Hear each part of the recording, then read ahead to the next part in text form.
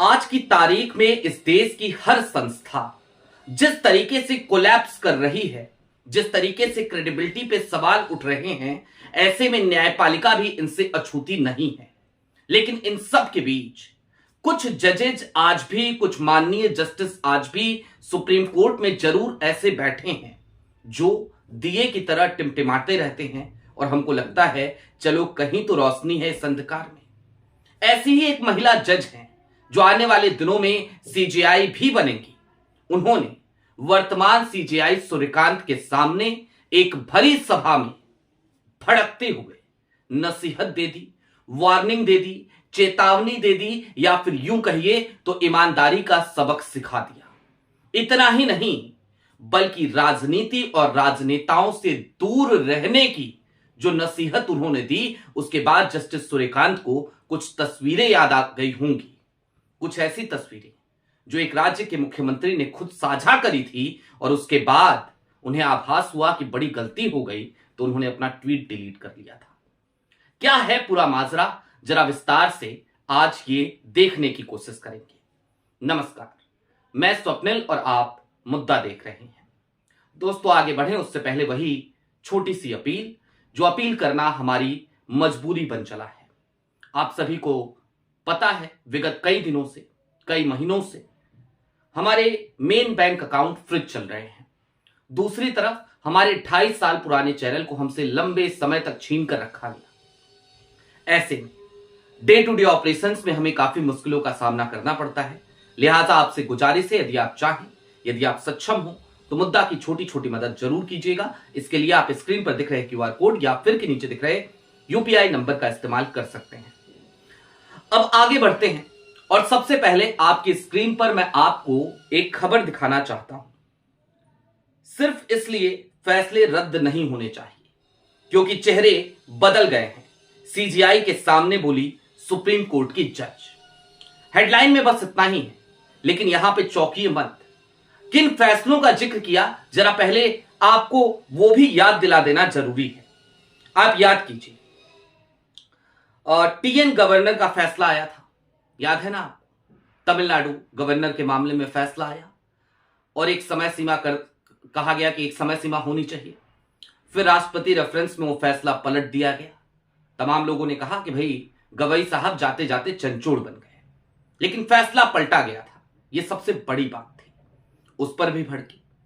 इसके अलावा उन्होंने वन शक्ति, इसको भी गवई साहब की बेंच में मामला था, उज्जवल भुइयां ने वहां पर कड़ा विरोध जताया था, गवई साहब के सामने जताया था, वहां पर भी भड़की है। दिल्ली पटाखा बैन, आज की तारीख में प्रदूषण का हाल देखिए।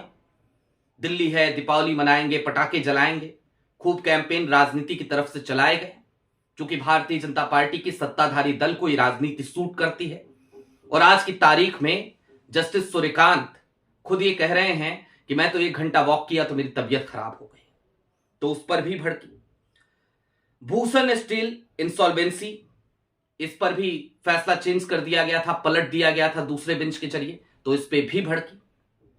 और उन्होंने जो बातें कही जरा आप उसको जान लीजिए विस्तार से। उन्होंने कहा न्यायपालिका की आजादी सिर्फ फैसलों से ही नहीं बल्कि न्यायाधीशों के व्यक्तिगत व्यवहार से भी सुरक्षित रहती है। उसके लिए जजों का राजनीतिक अलगाव जरूरी है। उन्होंने आगे कहा जुडिशियल आजादी की एक बेहतर समझ हमारे कानूनी सिस्टम से यह भरोसा दिलाती है कि एक जज का दिया गया फैसला समय पर अपनी जगह बनाए रखेगा, क्योंकि यह स्याही से लिखा नहीं जाता, क्योंकि यह स्याही से लिखा जाता है, रेत से नहीं। लेकिन सीधे तौर पे उन्होंने कहा कि व्यक्तिगत व्यवहार और राजनीतिक अलगाव जरूरी है, यानी कि पॉलिटिकल पार्टी से अलगाव जरूरी है। कौन है ये सीजेआई के सामने भड़कने वाली महिला जज? मैं आपकी स्क्रीन पर उनकी तस्वीर है, पहचान गए होंगे आप, जस्टिस नागरत्ना, जिनके फैसले आज भी मिसाल बनते हैं। आज भी जस्टिस नागरत्ना की बेंच में या जस्टिस उज्जवल भैया की बेंच में कोई फैसला जाता है, कोई मामला जाता है, तो हमें उम्मीद होती है कि वहां पर न्याय कम से कम मिलेगा। बाकी तो आप देख ही रहे हैं, एसआईआर का मामला टालमटोल हो रहा है। आप देख ही रहे हैं उमर खालिद के मामले में क्या चल रहा है। सोनम वांगचुक के मामले में क्या चल रहा है, तमाम मामले इसी तरीके से उलझे पड़े हैं। अब किन तस्वीरों की बात की थी मैंने, आपकी स्क्रीन पर बारी बारी से 2 तस्वीरें हैं, जस्टिस सूर्यकांत और नायब सिंह सैनी की। वुडवी चीफ जस्टिस थे उस समय justice Suryakant, CJI BR Gavai साहब चीफ जस्टिस थे। एक डिनर कार्यक्रम का आयोजन नायब सैनी करते हैं और उसमें सूर्यकांत साहब पहुंचते हैं और फिर नायब सैनी साहब उस तस्वीर को उठा करके अगले दिन अपने ट्विटर पे पोस्ट करते हैं और बड़ा गर्व महसूस करते हैं कि सुप्रीम कोर्ट के माननीय जज साहब हमारे बुलावे पर हमारे दरवाजे तक आ गए, हमारे साथ बैठ करके डिनर किया। और भी जजेस थे वहां पे, पंजाब हरियाणा हाई कोर्ट के भी जजेस थे और इन सब के बीच हंगामा मचा। हालांकि नायब सैनी साहब ने ट्वीट करने के बमुश्किल 2 से 3 घंटे 4 घंटे के भीतर, इतना ही समय संभवतः लगा, उन्होंने अपना ट्वीट डिलीट कर लिया, तस्वीरें डिलीट कर ली। लेकिन आज का जमाना बड़ा अलग तरीके का जमाना है। आज के जमाने में आपने कोई चीज चला दी तो चला दी, लोगों के पास आ जाती है, हम सबके पास वो तस्वीरें पहुंच गई और आज भी समय समय पर वो तस्वीरें याद आती रहती हैं। दोस्तों, जब जस्टिस नागरत्ना इस सभा में सीजीआई सूर्यकांत साहब के सामने ये सारी बातें कह रही होंगी तो जरा सोचिए उनके लिए भी ये क्षण कैसा रहा होगा। जाहिर सी बात है, ये कोई सुखद अनुभूति नहीं हो सकती। मैं पत्रकार हूं, आज की तारीख में अपने पेशे पर जब भी बात करता हूं, मैं अक्सर कहता हूं कि मुझे बड़ी तकलीफ होती है बात करने में, क्योंकि मेरे पेशे में जो लोग आज की तारीख में सम्मिलित हैं वो किस तरीके की पत्रकारिता कर रहे हैं, ये अब सिर्फ भारत का विषय नहीं बल्कि पूरी दुनिया का विषय है। पूरी दुनिया में भारत आज फेक न्यूज की एक फैक्ट्री के तौर पर जाने लगा है। आज की तारीख में प्रधानमंत्री नरेंद्र मोदी ने मन की बात की, अब मन की बात पे घंटों घंटे कार्यक्रम होंगे, लेकिन इस देश में अपने खेत की मेड़ पर बैठा सरकार की तमाम वादा खिलाफियों से नाराज कोई किसान, निराश कोई किसान, वो अपनी जान दे दे तो उस पर चर्चा नहीं होगी। एसआईआर के इस कालचक्र में, जो ये कालचक्र चल रहा है, इसमें एसआईआर के दुष्चक्र में फंसकर कितने सामान्य कर्मचारी, कितने बीएलओज वो अपनी जान देने पर मजबूर हो गए हैं। हर गुजरते दिन के साथ एक नया केस आता है, एक नई चिट्ठी पढ़ने को मिलती है।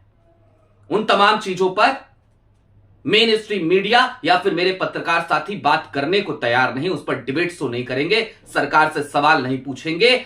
और सरकार छोड़िए, सरकार ने तो आज कह दिया कि हम प्रवक्ता नहीं है, किरेन रिजिजू साहब ने कह दिया चुनाव आयोग के हम प्रवक्ता नहीं है, लेकिन वो ज्ञानेश कुमार साहब से भी मिलेंगे तो उनसे भी सवाल नहीं करेंगे।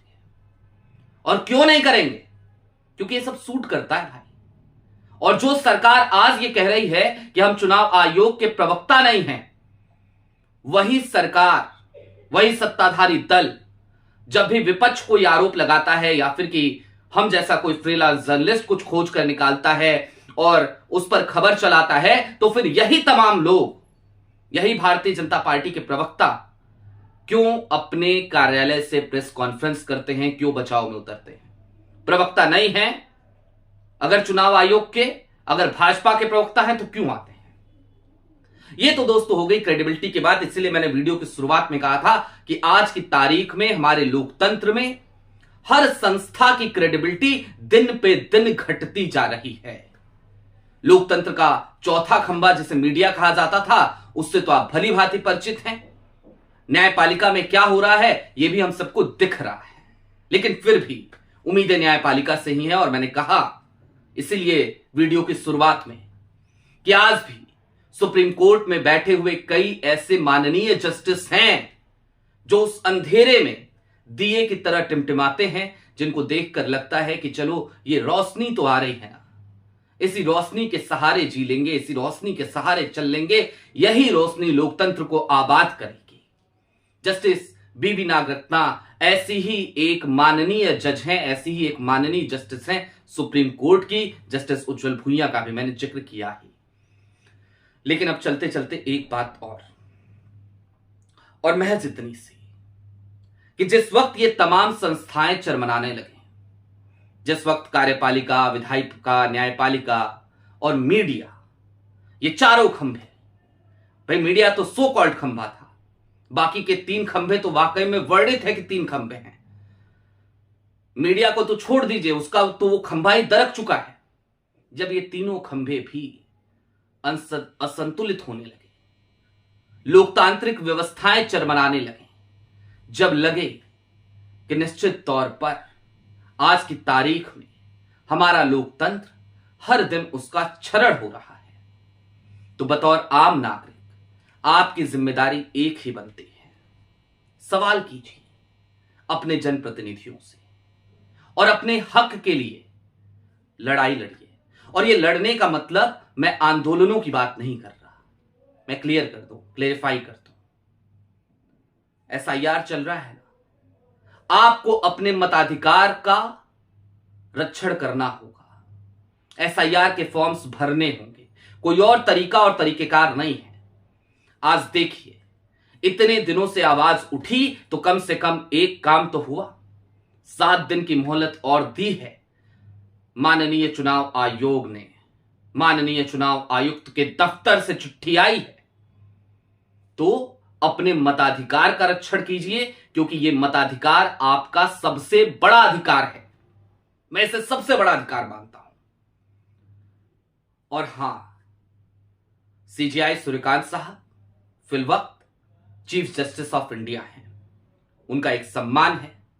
वो जब जस्टिस थे तब भी सम्मान था, जब चीफ जस्टिस कहीं और के थे तब भी सम्मान था। हमें उम्मीद उनसे भी है कि एसआईआर का मामला उन्हीं के बेंच में है, वो न्याय करें। और जस्टिस बीवी नागरत्ना जैसे लोग जो इस तरीके से खुलकर बेबाकी से अपनी बात करते हैं, उनको तो जितनी बधाइयां दी जाए कम ही होगी। आपकी क्या राय है कमेंट बॉक्स में जरूर बताइएगा। अभी के लिए दीजिए इजाजत। चलते चलते फिर वही अपील, चैनल पे नए हो तो सब्सक्राइब करते हुए जाइएगा। सक्षम हो तो छोटी छोटी मदद मुद्दा की जरूर कीजिएगा, जिस वक्त वो एक आर्थिक संकट से जूझ रहा है। बहुत शुक्रिया।